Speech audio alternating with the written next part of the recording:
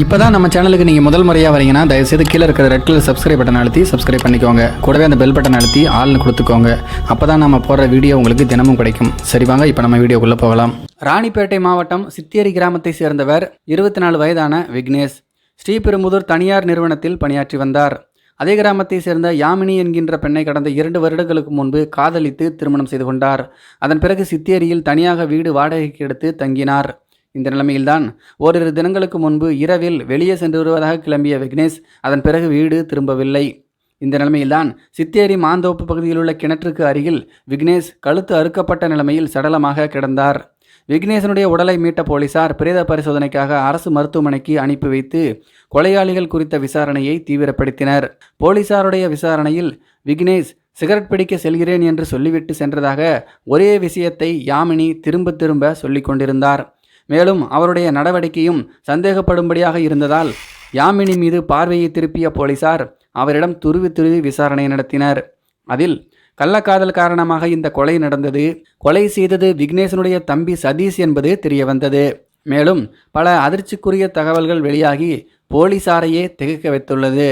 விக்னேஷனுடைய சித்தி மகனான தம்பி முறை கொண்ட சதீஷ் என்பவர் சித்தேரி பகுதியில் வீடு வாடகைக்கு எடுத்து தங்கி அருகிலுள்ள நிறுவனத்தில் பணியாற்றி வந்தார். அண்ணன் விக்னேஷ் வீட்டுக்கு அடிக்கடி சென்று வந்துள்ளார். அப்போது யாமினிக்கும் சதீஷுக்கும் நட்பு ஏற்பட்டு அது கள்ளக்காதலாக மாறியது. இருவரும் அடிக்கடி தனிமையில் சந்தித்து கள்ளக்காதலை தொடர்ந்து வந்தனர். தம்பி என்ற நம்பிக்கையில் அவர் வீட்டுக்கு வருவதை விக்னேஷ் சந்தேகப்படவில்லை. இதனிடையே தங்களுடைய கள்ளக்காதலுக்கு விக்னேஷ் இடையூறாக இருக்கிறார் என நினைத்த யாமினியும் சதீஷும் அவரை கொலை செய்துவிட்டு நாம் சந்தோஷமாக வாழலாம் என்று முடிவு செய்தனர். அந்த சமயத்துக்காக காத்திருந்த போதுதான் விக்னேஷுக்கு கடந்த செப்டம்பர் 5ஆம் தேதி அன்று பிறந்த நாள் வந்தது. இதுதான் சமயம் என்று முடிவு செய்த சதீஷ் விக்னேஷ் வீட்டுக்கு சென்று பிறந்த நாளுக்கு மது விருந்து தருவதாக சொல்லியிருக்கிறார். தனக்கு எதிராக சதிவலை பின்னப்பட்டுள்ளது என்பதை தெரியாத விக்னேஷ் தம்பி அன்போடு அழைக்கிறானே என்று அங்கு சென்றுள்ளார். 2 பேரும் மது அருந்திய நிலைமையில் விக்னேஷுக்கு போதை தலைக்கேறியது. உனக்கு பிறந்த நாள் சர்ப்ரைஸ் தருகிறேன் என கூறி கண்களை துணியால் கட்டியுள்ளார்.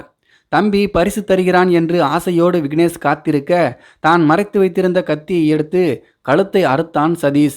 இதனால் துடிதுடித்து சம்பவ இடத்திலேயே விக்னேஷ் உயிரிழந்தார்.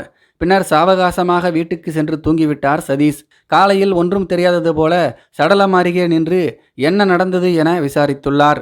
உண்மை வெளிவந்த நிலைமையில் யாமினி சதீஷ் என 2 பேரையும் கைது செய்த போலீசார் அவர்களிடம் மேற்கொண்டு தீவிரமாக விசாரணையும் நடத்தி வருகிறார்கள்.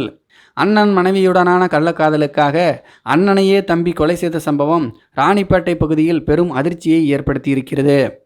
இதை பற்றி உங்களுடைய கருத்துக்கள் என்ன அப்படிங்கிறது கீழே இருக்கிற கம்பாஸில் தெரியப்படுத்துங்க. மேலும் இது போன்ற வீடியோக்களை பார்க்க நம்முடைய சேனலை சப்ஸ்கிரைப் பண்ணிக்கோங்க. நன்றி, வணக்கம்.